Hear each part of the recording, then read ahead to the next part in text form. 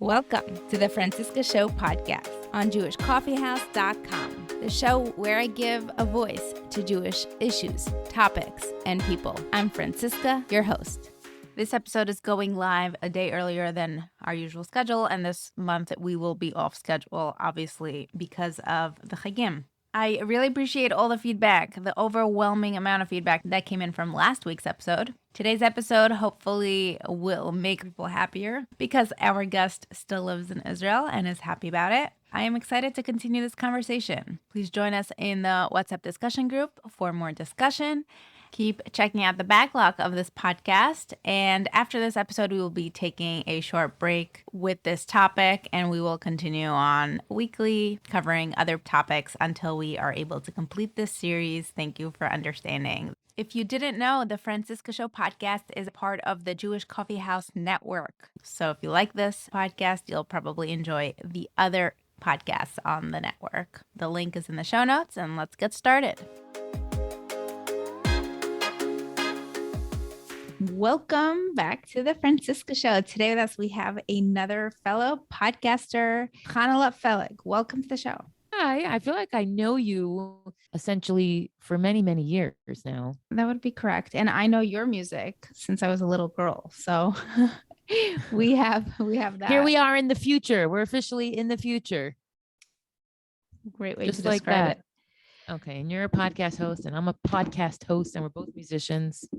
Thanks for doing the introductions. Today, the reason for our conversation is because I'm doing a pro and cons ALIYAH series to create a resource for people who are considering ALIYAH, or for people who maybe did ALIYAH and maybe it's not working for them, or people who just want to know all the ins and outs of what it means to make ALIYAH, whether you call it ALIYAH or not based on your hashkafic beliefs. Let's talk about the ins and outs, the practical sides. And this isn't the only episode, but the reason I wanted to do a separate episode with just Chanale is because Chanale, besides for being a musician and podcaster, has made ALIYAH on her own and has been covering it on her social media when she was doing it. Yeah, and I still am. I still are. You're very honest about your experience. You bring humor into your experience. And I think that balance of transparency and humor is exactly the combination you need. Well, I hope people see my love more than anything. Like, I hope people appreciate that I truly love living here and I believe in Israel and I believe in the land of the Jewish people. And I believe in whatever is related to Eretz Yisrael, I believe in and I love, and all the blessings that come from living here, I'm accepting. It's such a beautiful life. How could I not share it? Let's get started and tell me some of the things that you have noticed about people anywhere on the spectrum who are thinking about it, to the people who have done it, to the people who have regretted it and moved away, to the people who have stayed and are so excited that they can't believe they haven't done this earlier. If you had to break it down to the pillars of what makes a successful move. Well, I feel like the yearning to come to Israel is deeply rooted in every Jew. Now, in some Jews, it lies dormant. In some Jews, it awakens later in their life. In some Jews, it's cultivated, and the ranges from Zionists to just pro-Israel communities all around the world. The question becomes, how determined are we to change our lives and live here on a day-to-day basis and accept everything that's involved in living in Eretz Yisrael, living in the Middle East, living in shaky government at times, living with everybody's criticism and, the whole experience. Why are we here? Why is it worth it? There's so much to unpack, but I think that everybody who does make ALIYAH that is successful finds the reasons it's worth it to live here and lives for those things. What were those reasons for you? Well, I wasn't sure when I got here. I was truly inspired by calling, a yearning, an epiphany. There's a number of ways you can explain it. Just, it kind of was meant to be. And I didn't know it was going to happen until I realized we're moving to Eretz Yisrael. It's kind of like when you fall in love, like you're alone. And then you fall in love and you're like, oh my goodness, like had I only known. Like I fell in love with it and I Was so excited, and it was just forward from then on. So you got this calling, and then you told your husband you have this calling, and he sort of said, "Oh, me too," or Well, I didn't describe it as a calling. It was more, listen, it was, I always tell people, it was smack in the middle of the elections, Trump, Hillary Clinton, everybody was at each other's throats. America just felt unstable. We didn't know what the future would hold. The Republicans are raging about the Democrats. The Democrats are raging about the Republicans. Everybody's like so hostile. And in Hollywood, in Florida, where I lived, I noticed more and more women in hijabs. And on top of it, we were living like in the whitest part of middle America, you could say, even though it's Florida, where trailers had massive Trump signs because Florida is often a red state. So they hate the Jews. They hate the Jews. Yes, Florida's beautiful, but like, why do we need to buy this house? Why don't we go somewhere where, the land is worth fighting for? and now you have that as well. There are communities. There are communities who are picking up and moving together, not necessarily because of a connection to the land of Israel, but it's more like, where are we living now? It's doomsday. Let's go back to our roots. Let's find a new life, even if they don't know what it means or what it's going to be like. Because a part of it is just a calling. Part of it is our human nature to want to try something new that a lot of people say is amazing, taking a risk. Anyone who just decides to make Aliyah once they're settled somewhere else is taking a risk, because you could just not take a risk and stay where you are and just live out your mediocre life or your okay life. But if something inspires you and you pick up and move and you change everything to feel that inspiration, then that's a different level. So you and your husband were completely on the same page. Was there anyone who was more? Everybody has a personal story. So my in-laws happen to live here. My husband's siblings live here, his grandparents, aunts, uncles, his chavrusas from yeshiva, his rabbeim, his mashgichim, his cousin. I mean, his whole childhood is here. That's like a built-in advantage for him. And Baruch Hashem, he's like a fish in water. For me, it was more like a new world, a new place, a new, new. Everything was new. I'm an American girl. I'm not an Israeli, and I didn't step foot in Israel for 12 years from when I left seminary until I made Aliyah. And it was your idea, or who initiated? It was not just an idea. It was, we don't just live on ideas. We also live on practicality. Now, practically, at that stage in our life, when we were making a decision if we're going to buy our house, what the future holds, it made sense suddenly to make Aliyah. It just kind of all the components, as far as the kids' education, as far as even my husband's health. There were things that I was taking into consideration. Maybe he'll be closer to his parents. Things could be easier. Health insurance was really expensive. We both need health insurance. We're middle-aged at this point, young middle-aged, whatever. In Israel, health insurance is free. And they were just like suddenly all kinds of different signs that were pointing to Israel. And how old are your kids? Or how old were they at the time? The time my oldest was 10, my youngest was 2. I have a 3-year-old, or she was 4 already, and then a 7-year-old. And they were all excited and on board. And, listen, if you ask a psychiatrist, they might say, well, your youngest girl, she developed a vocal tic, like around the time you made Aliyah. Maybe it was very stressful for her. But I don't look at it like that, because even if she is a child that has anxiety sometimes, that's just part of, that's not going to stop her from living a wonderful life, and not going to stop us from bringing her here to Israel to have an amazing experience. Everybody could start dwelling on all the more difficult aspects and challenging parts, but life is full of those things. And right now the goal is just to make Aliyah, go higher. Talk to me about what it was like landing in Israel.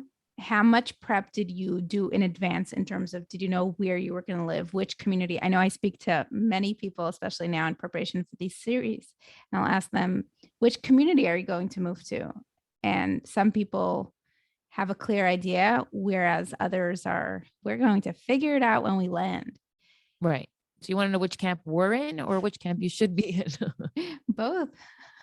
Okay. So, and I was talking about this, I actually have like a 6-week Aliyah series on my podcast. I usually just do my weekly thing. And now I have like every 2 weeks, about Israel, the Israeli squeeze. And I talk about Aliyah and what you should bring and what you should pack and how you should find the home. Different strokes for different folks. Let's just put it that way. Everyone has a different style. Some people make Aliyah, some people do a pilot trip, some people come earlier, and some people just land here like we do on the fly, move into your in-laws' house until you find an apartment. And then Baruch Hashem finally sent something. So there's all that. But you have to live in the moment when you make Aliyah, because arriving in Ben Gurion and recognizing the flight, all the anticipation, the things you buy in home goods that you're going to bring to Israel, and your thoughts like when you're going to come to the Kaisel, when you're going to have an Israeli passport, when your kids are going to speak Hebrew and falafel, and all that good stuff is waiting for you. It's like so exciting, and you go and enjoy it. You know what I mean? Like, sure, life gets complicated, but the whole process of physically and spiritually making Aliyah is physical and spiritual. Let's put it that way. So I always encourage people, if you're making Aliyah, get into the zone, read books about Aliyah, get inspired, recognize what a mitzvah, what a schus, what a joy it is to live in Eretz Yisrael, the history, the responsibility, like all of it. It's a whole experience. That's why it's Aliyah. And then for the people considering it are already doing that and looking for information. So let's go to the practical elements. I know you say you do that on your podcast. So anyone who's listening here is welcome to check it out. There's a lot more humor. And I don't know. It's a little light. It's a little lighter. It's light, but you're also very honest, and you'll say things that other people would never say out loud, and you do it in a microphone and you edit it beautifully and it sounds professional. Thank you. So let's turn that microphone on for a minute. Tell us the dirty stuff or the uncomfortable stuff people don't tell you when you're making Aliyah. Okay. Well, I think that people forget.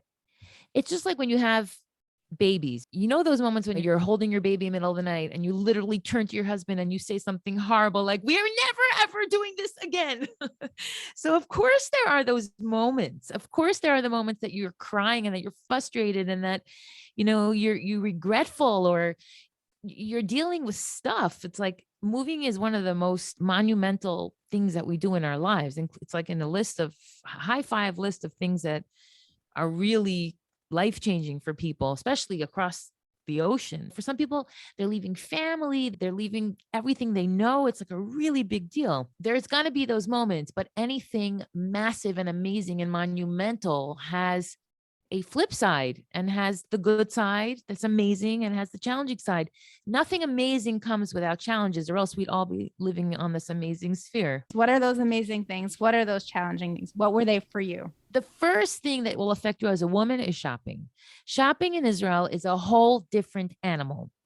And by animal, I mean, it's comatose. It's a very lazy, not inspired, not interested animal. Israelis shop for necessity. Shopping is not a culture here. Shopping is not for fun. Well, obviously in the last few years, a little more as fashion and, you know, better brands come to Israel. But most of all, Israelis wear regular shoes, comfortable shoes. They wear casual, chic to weddings. And the priority is getting good quality stuff for a decent price so your kids could hike and swim and be on their trips. So because of that, you don't have a thriving delivery system like Americans do when they want something, they want it right now. In Israel, it's like, I'll get it. We'll get it on Sunday. We'll go. Like, so in that respect, if you are very particular about your stuff, I always say Israel has everything that you need, not everything that you want. So if you have a lot of wants, Israel can be tough, to say the least. On top of it, you have an entire nation of people who really think that they're better than their jobs. Like they don't really deserve to be working because every Jew thinks they should be on vacation. So everybody has a chip on their shoulder, from the bank teller to the cashier to everybody in the service business. Nobody really wants to be whatever they're doing unless they're in the government. So there's this attitude like, you know, I don't just if you would do your job better, I wouldn't have to do this way. Interesting. I see you're smiling. I don't know if you get it or. No, I'm wondering if in other countries, do people have more self-honor around their jobs? Not self-honor, but it defines them more. It could be. Yeah, that's a good observation. Highly likely. So we have shopping. What's next? Okay, the weather's a thing here. It gets really, really cold and windy, and everyone goes to Yerushalayim. So you're going to be in Yerushalayim. It's going to be ridiculously cold, and your toes are going to be numb, and you're going to be walking 6 hours to the Kaisel. asking yourself why nobody told you that it's freezing one day and boiling the next day, so hot you could fry an egg on your merpeset. And then there's a sandstorm where everything gets coated in dust like this thick. And that always happens Erev Pesach. So when we're done cleaning, there's a sandstorm. And then there's like rain, torrential rains for weeks and weeks and weeks at a time. And there's not adequate drainage system in some areas. It's mountains and hills and it's muddy and like, it's just rain is crazy in Israel, and you pray for it and you don't complain for it. And then it's dry for 7 months straight when it's so parched outside that you're chugging water like a camel because it's not going to rain for 7 months in a row. So the weather is a serious element to contend with here, but it feels like 4 seasons a year. So that's fun. And do you have any, you mentioned complaining about the water because we pray for the water. What about showers? Do you feel like you have to take shorter showers? No limits with water. No, definitely not. However, in Israel, there's no electric, there's solar panels for the hot water tanks on top of the roofs. So you're dependent on the sun to heat your water unless you have electricity for your boiler. Now, Israelis don't just turn on their boilers 24 hours a day because then your water's boiling and boiling and half the time you don't need it. So a lot of times people don't prepare their tanks in advance and there's just not enough hot water for showers. Not because there's a shortage of hot water, but because the tank has a limited capacity and it's solar paneled. You don't leave it on 24 hours a day. So when you live here, you recognize there's no shortage of water and there's no shortage of food and there's no shortage of anything. Whatever you need, you can get here. You name it, you can get it. Maybe not the best brand, maybe not as quick as you want it, but Israel is, and with Jews figure things out. With the formula, and there's formula, and there's formula. Exactly. We've been getting it here from Israel, no problems. The Jewish supermarkets are fully stocked with the Challah Israel. We hooked you up, but don't take our elite chocolate because pigeons are a problem, which is also, by the way, a massive issue here. Cats and pigeons. Like if you have a irrational fear of either animal, do not move to Israel. And if you're allergic to sesame seeds, do not move to Israel. Those three things. Talk about the allergies. I've heard this line and you'll probably appreciate it. Oh, Americans, they have the luxury of having allergies. Oh, I never heard that. I never heard that line. Heard that. Well, I heard that in a bit. The point is, in Israel, Bamba is given to any crawling or not crawling yet baby. Listen, you have to understand something. We're in the Middle East. They have a different metabolism and they have a different diet.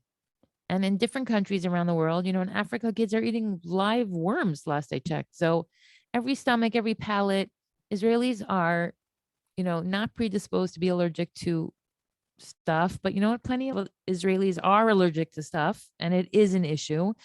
And Israel has the second highest rate of cancer, skin cancer in the world. So that's not a rational thing to say that in Israel, we give the kids Bamba. In America, we don't. Who knows? Next, let's talk about the healthcare system. Well, what's it like compared to America? You either have your private insurance or you have your socialized insurance. If you have socialized insurance, that's basically what it's like. It's like you're waiting in line. There's a lot of people. It's not that personal. You have to make appointments through the computer. The doctor sees a lot of different patients, getting referrals. It's like you have to really know what you're doing. Everything has to be paid for by the insurance. So you're part of a system. You're part of a system. You're a number in a system. Then again, free health insurance. Like, how can you complain about free health insurance? You just have to be on top of things. It's not like in America where when you pay a premium, it's like you get first class medical service. It's not like that. Then again, you're in Israel. And in Israel, there's just everyone's brothers and sisters. So we take care of each other and we love each other. And your doctor might call you extra because he's just thinking about you or knows you from shul, or that's just his way.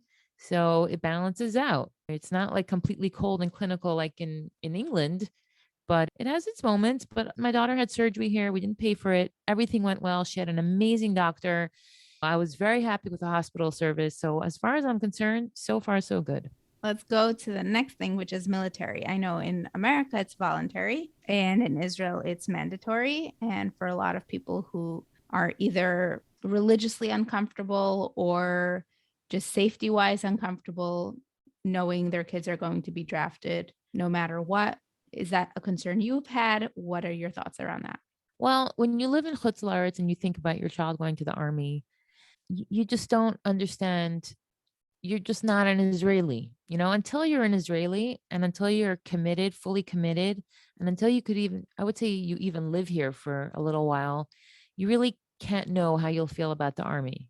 So when you live here for enough years and you send your children to a school system that reveres the soldiers and appreciates them, and when your neighbors' sons are in the army and soldiers are all around you and you look at them and they're your brothers and your neighbors and your kids, and it's like, this is what we do here and nobody's exempt. I mean, there are people who are exempt, but that's part and parcel of living here. We defend Israel by the skin of our teeth at the front lines, and it's just something you do.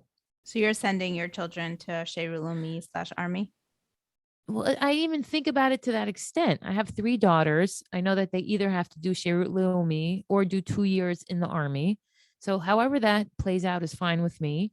I have a son. Yes, he's my only son. And the thought of this, sweet, gentle, well, he's not gentle, he's cuckoo, but this sweet cherubic face with his blue eyes and long eyelashes, having to schlep. Sometimes I tell my son, he's like, carry my backpack. I say, no, walk uphill schlepping that backpack because you're going to be in the tzava and you're going to have to carry heavy things on your back. And I make him schlep, and it's in your mind. It's in the back of your mind. It's in the front of your mind. But I'll deal with that when I get there. I'm sure I'll feel like every other Israeli mother, sick to my stomach and proud. Now let's talk about what it's like living with the enemy, the political. My husband? Sure.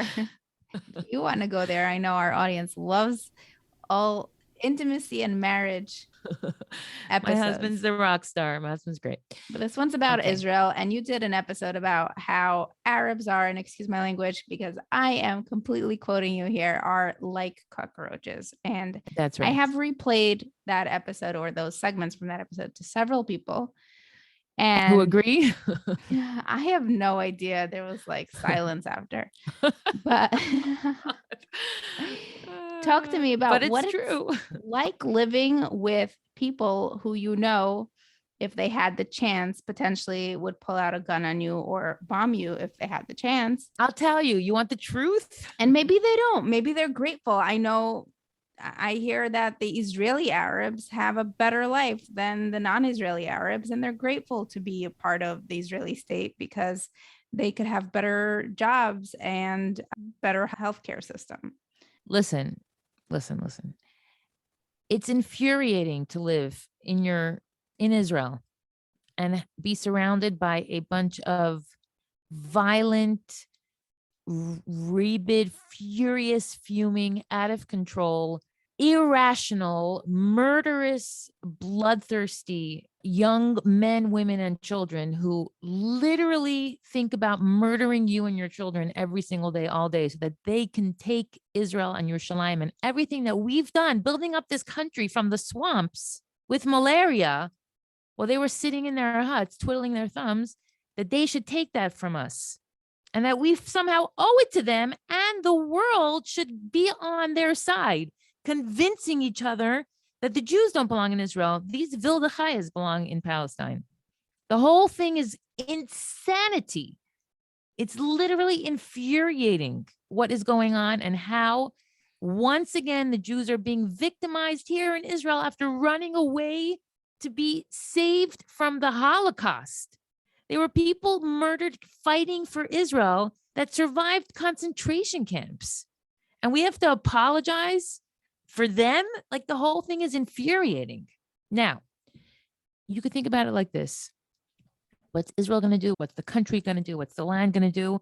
Yes, all valid concerns when you live here. But if you live here and you're a person of faith, which most people are here as just being Jews and connected to Hashem and to God above, who chose us and gave us this land, then you recognize that everything is min hashemayim. Hashem runs the world. Hashem, this is the story of the Jewish people. The Arabs hate the Jews, period. Yishmael hates Yitzchak, period. This is just the way it's always been. Whether it's the Christians or the Arabs, it's no news. The Christians and the Arabs, Hashem put it in their DNA. Esav and Yishmael hate Yitzchak and Yaakov. End of story. And this is the story that's playing out. If you're a believer, you recognize that it's part of our story. If you're not a believer, then you could send your kid to the army and hope for the best. But the bottom line is we are living amongst our enemies. We are living amongst, now, you're asking about people who are maybe better and part of society. No problem. No problem. But if 9 out of 10 housekeepers steal from you, are you going to leave your 10th one home alone? At least ever? Probably not. At some point, it takes years for somebody to make you trust them. And they could be very nice and they could work in the pharmacies and work in the grocery stores and be cashiers and give you compliments and smile, but they'll smile to your face and who knows what they'll do to you tomorrow. And proof has shown that more congeal, happy, well-adjusted Israeli Arabs have done terrorist attacks than not, or many have turned around after 20 years of working for someone and stabbed them, in their sleep, their children in their sleep. So never trust an Arab. Not 40 years in his grave. That's a Middle Eastern expression. How do you raise your kids not hating all non-Jews when the non-Jews around them are all the enemy? Why should they hate non-Jews? They hate people who want to kill them. If you don't want to kill them, it's great.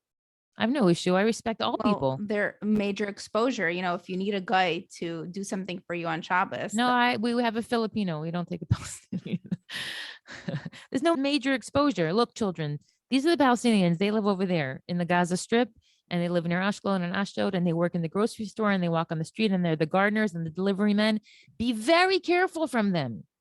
Not because I want you to live a fearful life of Goyim, not because I don't trust people, because they have proven to be murderers. And I'm not going to take that chance on my children, certainly not. So when we're in America, I never told my kids, don't open the door for the mailman. He might be a murderer or a terrorist. I taught my children to respect everyone, no matter their skin color, no matter their faith, no matter their religion. My parents have the same housekeeper. That's what she is. She's our housekeeper for 35 years. We consider her one of the Tzadikei Umma Sa'ilam. We love her. We cherish her. She was at all our weddings. This has nothing to do with Goyim. This has to do with Palestinians and Muslim terrorists that live around us and want to kill us. That's it. It's very clear to your kids that they understand the difference. Yeah, sure. Talk to me about politics in Israel. I know every person has 5 million opinions and every cab driver has their political views that you get for free, unsolicited opinions. Talk to me about what it's like when you have Jews fighting each other or polarizing each other. Okay. Now, I think that part of arguing and trying to figure out what the best way to do things is just part of the way we Jews are. It's part of our halachic system. We argue. It's part of an entire commentary on the Torah is just one long argument, if you think about it. So Jews are set up to argue. And when we argue, we can go back and forth. And then with either judges or with, majority or whatever it is, by working it through, we can adapt things in our society. So Israeli politics, yes, they're challenging at times and everybody's arguing and going back and forth, but that's not the issue. There's two big issues in this country. The biggest issues that are making everything more difficult is the religious against the not religious communities here and that struggle, and then the Arabs against the Israelis and that struggle. So you're throwing in two massive dissonant issues that will never be resolved. The Israelis will never find peace with the Arabs, and the secular will never find peace with the religious. And there's always going to be that deep rift between the two groups. So there's this massive struggle going on in this country where they're very zealous on every side. There's no losing when you're a Palestinian or an Israeli, and there's no losing when you're secular or when you're from. Like, this is a fight to the death. And this is just like what hangs over this country all the time. We need Mashiach. When Mashiach comes, it'll be resolved. Till then, it's just going to be a wheel that keeps turning. So no resolutions. It's not that there's no resolutions. It's very hard to come to them because I think people do want to live in peace. And I think the Chilonim respect the secular people and the secular people respect the Chilonim. And that if the Arabs weren't murderers, the Jews would just live peacefully with them. We're not murderers. Like, everybody could coincide. The problem is that this is the nature of the world. Maybe we're bored, but for some reason we're always at each other's throats. So some days are better than others. And, sometimes there's a massive tragedy and people are like, oh my gosh, We have to have more Ahavas Yisrael and the secular and the frum, and maybe even the Israeli and the Arabs on a good day. But for the most part, everybody's just very zealous. Baruch Hashem, most of the things that affect my children's education, their healthcare, their day-to-day lives run smoothly, and we have everything we need. And the tax system is great. And the health department, they recently raised the taxes on plastic, which I support because I think Israelis use too much plastic. I wish they would get rid of lice, but one thing at a time. You're bringing up lice. That was going to be one of the next things I brought up. Lice exists all the time. Am I scratching my head? I might be. Well, when we talk about lice, we like to touch and scratch. I'm sending my daughter to Israel for a week. I'm expecting her to return with a lice check after. That is on the program. What are some things you want parents to know about or be aware, or do you just surrender to this issue? Yes, you surrender. And this is what I mean. It doesn't mean you don't take precautions. Every parent ties their child's hair back. You're aware of it. You tell your kids not to share brushes, but it's inevitable. For some reason, it's inevitable. All my kids have had it throughout the years, over and over. My neighbors' friends' kids have had it. It's in the school. Kids scratch just right in front of your face. You see lice on other kids' hair sometimes. Your parents are constantly sending notes. I saw a knit in her hair. I think she had a lice. She was scratching. Check your daughter. They hung out today. But that doesn't stop Israelis from going swimming and hanging out and playing Chinese jump rope and living their lives and sending their kids to school. So the kids are together. From time to time, kids get lice, but we don't let it sit. The second your kid scratches, you quickly check their hair. Everybody has these great combs. We spray quickly. You comb through the hair regularly. Some people do it every day. Some people do it twice a week. Some people rarely, and some people never. But it's not something you panic about. You just deal with it. And eventually they leave elementary school and it goes away. So it's only an issue with younger children. 100%. They're not passing it around to the moms and their shadels. No. Sometimes you get it because your kids share brushes, but Let's talk about, next thing on my list is careers. Is it hard to make money in Israel? Or do you just rely on all the free resources? It's hard to make money anywhere. However you make your money, you're working for it. And you have to work for it in America, and you have to work for it in Sweden, and you have to work for it in Israel. Now, correct. Are the opportunities the same? Not necessarily. That's just life. Different countries have different opportunities, and you have to learn what's available for you in this country. So if you have something that's very, very niche, you might have trouble finding that career here. But we're all human beings. Whatever you want to do, you could do here and get paid for it, essentially. Obviously, the economy works differently, and people's priorities are different, and people's spending habits are different. So you adjust and you figure it out. We personally saw bracha in our careers. Obviously, we still work very hard and we would love more, but we're making it. We're making it. Do some people struggle? Sure, but people struggle everywhere. Some people move back and come back and then go back. And then I'm not saying you don't know for sure. So let me rephrase the question. You are raising kids. What are you going to help them career-wise with your advice? That's a good question. So my children they're very intelligent. Obviously, everybody is succeeding at their own levels. I personally don't pressure my girls academically, maybe because I grew up in a traditional Hasidic home where we weren't pushed academically. I want them to do well. I also recognize that they're Olim and the Hebrew could be a challenge, and every kid at their own level. So I assume that whatever comes my kids' way and whatever is offered to them in their schools or amongst their peers will be open-minded to, whether they want to become architects or whether they want to become teachers. I have a daughter, I think she would be a great teacher, but she might be a scientist. Who knows? And then I might have a daughter who just wants to get married and make money doing something fun, like selling something or being an artist or an esthetician, whatever. So I don't know. Whatever my kids want to do, I'll support. And I think they'll have that opportunity here. I'll just bring this up because I'm aware of it. But like the high paying careers, let's say in America, or you go to school, yes, you might take out loans that might take you your whole life to repay. But you could have starting out salary, let's say it's $150,000 a year. Those numbers, even in high tech, don't really exist in Israel. So let's say you are going for the highest paying corporate positions where you're salaried And we're not talking necessarily government where you get a lot of benefits in addition to lower salaries. But then when you look at the cost of food, or you look at the cost of living in terms of rent or properties, what they cost, they do seem to not match what the. Listen, there's an answer for that too. And then what I've heard based on asking around is that Israelis don't save for retirement or for anything else. They just spend what they have. They live paycheck to paycheck. And it's just a different mentality. I'm talking about professionals. I'm not talking about Kolo. I don't know what people have in their bank accounts. I don't know how everybody does it. There is a mentality here in Israel, a very traditional Jewish mentality, where, depending on your maybe Ashkenazi or Sephardi, often elderly people move into their children's homes. Like Jews don't really put, not religious Jews or observant Jews or traditional Jews, don't put their parents into nursing home. And like nursing, as our parents age, it's one of the mitzvos, it's one of the Sarasadibbros to take care of our parents. So there is this culture of, as you age, your children are there for you. And a lot of parents leave their money to their children and don't end up taking a lot of vacations or going on cruises. Israelis kind of live a more modest life. Now, is life expensive? Yes. Can it be cheaper? Yes. Do I wish it was cheaper? Sure.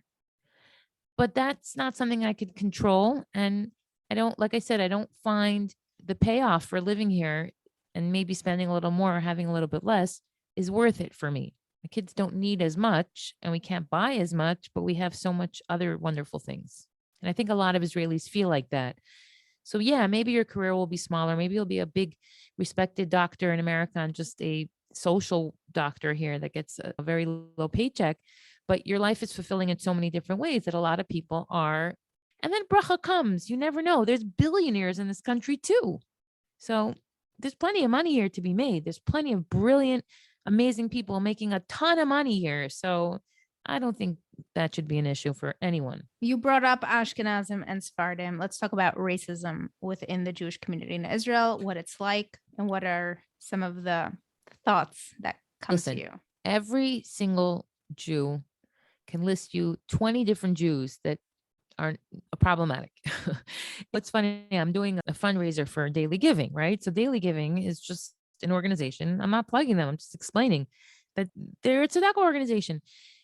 So I'm representing them on social media on some level. So a girl messages me tonight on Instagram who never messaged me before to give me a tongue lashing why I'm not supporting Chabad's $1 a day tzedakah organization and why I'm supporting a tzedakah organization that is anti-Chabad and I'm Chabad like this. And I was like, what? It came out of like left field. And I realized like, that's just the way Jews are. Like everybody, this one doesn't like that one doesn't like this one. Now, as far as broad spread racism goes, listen, we're as human beings, it takes us time to adjust. So yeah, when thousands of Ethiopians flooded the country, they were welcomed with open arms, but it took a while for the Israelis, for the Ashkenazi, for the whiter people to appreciate that these are fellow Jews, brothers and sisters, and they're part of our community and our children are going to marry them. These things take time, but we're definitely there already. Now, listen, Israelis, Sephardim, Ashkenazim, everybody has issues with everybody until there's a terrorist attack. And then we're all brothers and sisters. So again, everybody's killing each other until somebody actually kills us. And then everybody unites and we love each other and we support each other and we're there for each other. And we see past skin color and politics and all that. And then Kol Yisrael, Ravim Zelazel, like we're there for each other. There's just that understanding. So the balance is out, whatever quote racism there is. Let's talk about kashrus. When anyone who has gone to seminary or yeshiva, they probably got the kashrus speech on all the millions of hechsherim out there and which ones are good, which ones are not. This past year has been the Shemitah year. Next year is the year after Shemitah year. How has that? I know you're not a farmer, but how has that affected your day-to-day? And do you find it spiritual? Do you find it super inconvenient? Do you have trouble understanding hechsherim and all the politics around that? So yes, I have to admit that is my Achilles heel here. I don't buy chicken. I have like some basic rules because my husband knows better than I do. We buy a certain hashgacha of meat, which means we don't buy meat in the regular grocery store, even though it's rabbanut and certified for kosher enough for a lot of people. Chicken, you're a little more flexible on as long as it's a certain broader hechsher. But most of the food products here have decent hechsherim. Most of the grocery stores share whether their fruits are grown this year or last year or from chutz la'aretz. It's understood here in the country that most people or many have levels of observance when it comes to food and what we ingest and what, all these things, that it's part of the culture here. So I don't have to worry so much. I could kind of rely on, well, that restaurant's kosher all year, so I'm sure, it's kosher enough Shemitah wise. I had a friend here come from America and say she doesn't eat any fruit that was grown in Israel at all, even if it was sold to an Arab, which is allowed. You're allowed to sell your field to an Arab. They're allowed to, grow produce and sell it back to the Israelis. But some people feel like that's a loophole. So they only eat fruits and vegetables that were grown a year before, or they just don't have it. And then it's kadosh and throw away the peels. So there are a lot of levels. Obviously, you still check your vegetables here and produce, and the same way you check in America. But it depends. There's women taking classes on Shemitah who are really into it. I can't tell you that I know so much about it, but you'll be okay. Like, people will help you out. Let's talk about the big thing, raising kids, the mentality differences between Middle East and Western culture. And what are some of those mindset adjustments that need to happen? Well, you're not going to have a pool and you're not going to go to Disney World. Your kid is not going to have the coolest sneakers all the time. You're not going to spend your Sundays thinking where you could go and what you could do and what you can buy. Instead, you're going to spend a lot of time outdoors, walking to school, going on hikes with your class, being outdoors, building bonfires on Lag BaOmer, building the sukkahs, celebrating Yom Ha'atzmaut outdoors at the park all day. Israelis love to hike and swim and travel and explore the land and be outdoors. And it's just part of your culture here. So your kid is going to have to learn, like, they're going to have to walk uphill at some point. Like, if you have a kid who's like, doesn't like to walk uphill, too bad. Everyone in Israel at some point has to walk up hills, and you just do it. So my kids complained when we first moved here, and now they all walk uphill to the ice cream store if need be.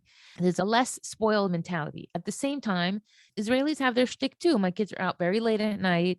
Shabbos, there's no cars in the street. So the whole day my kids are running around. I'm not always 100% sure where they are.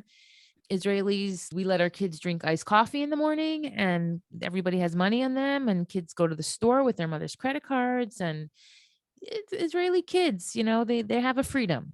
So that's definitely a culture shift. Don't fight it. You know what I mean? Like, just get your kids those Israeli sandals and those Blundstones and let them stay out late. And they're going to be speaking great Hebrew, and embrace it, and embrace the music and the culture and the language and the mentalities and the habits of the Israelis. Embrace it. You brought your kids here to be Israelis. Don't fight it. What are some more examples of Israeli culture? Israelis do parties on Fridays. So it's very common to have like a bar mitzvah or bat mitzvah on Friday, and you end up eating all Friday and all Friday night. Israelis throw wild parties. They love to dance, and you don't have to dress up, but you should be wearing your best sneakers when you go to your friend's wedding, so you can dance the whole night and just have a sababa time and just really celebrate. And Israelis love to have a good time. That's for sure. It really depends. It depends where you live. If you live in South Tel Aviv, or if you live in a penthouse in Yerushalayim, like, lives here can be very diverse and different. But ultimately, your kid should love the land. That's a common thread. Israeli children and teenagers and young adults have respect for Israel, and they recognize that they're going to have to defend it. Your kids should have a respect for themselves and realize they're worth fighting for. And no Arabs or Palestinians or Americans or anyone should tell them that because they're Jews, they don't deserve to defend themselves. And that living in Israel is a schus, whether you're from or not from, whether you're secular or Hasidic or whatever your background is. Living in Israel has so many beautiful, it's just the gift that keeps giving, no matter who you are. So anyone who has a soul recognizes that and should recognize that. And you have a more fulfilled life when you think about your purpose and how it connects to where you live. Give us some highlight moments. I know you're very good at that. Then can you give us some low moments? Sure. Highlight moments. Well, so many. That's actually hard to pinpoint. Well, my career has done really well. We just filmed like an incredible concert here in Israel with an all women's band. And it's my 7th or 8th opportunity with this beautiful women's band performing professionally. And that's something I only dreamed of in America. And here it's like happening. So that's a high point. Obviously, the experiences we haven't missed with my husband's family, being at weddings and celebrating with them. Many years we were apart, and we love them. And I'm happy that my kids have a beautiful Jewish family here that loves them and accepts them and invited them here and helped them adjust. So that's a beautiful highlight. And I just love the land, like the sunsets and the waterfalls and the hikes and just so many beautiful things that I've seen and experienced, like physically. You have an entire album called I Am the Land. I am the land. Yes, I certainly feel that when I'm out and about. Now, lowlights, listen, my daughter had surgery. I had the Surfside tragedy was my aunt and uncle. I was here in Israel and I couldn't go home and sit with my parents for 10 days while they dug through the rubble. I was like sitting here just crying to myself. Like, so it was horrible. And then I flew to Florida and I was with my family and it was hard for me to leave them. And there's things that I miss at home. And there's very frustrating moments when you're dealing with Israeli things. And sometimes you're just like, enough. Stop being so annoying, Israel. Get it together. Make my life easier for a change. That's normal. For example, I don't know, the boiler for the 3rd time flooded and made the whole ceiling wet. And it's midnight and I'm sitting and the ceiling is dripping on my head. Till you figure out whose boiler it is and find the attendant, the Israeli who doesn't answer his phone after 8 o'clock, to come figure that out.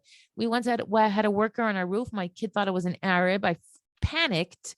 I pulled my kids inside from the porch and slammed the door on my son's finger because I was like in such a panic. And then it wasn't even an Arab. It was just a worker that decided to go on our roof without letting us know. So like there's all of these things like traffic and customer service and people who lash out at you and you're like, seriously, because I didn't pack my bags fast, whatever it might be. There's a lot of those moments. But when I look back after 120 years, I don't think those are going to be the ones that I remember.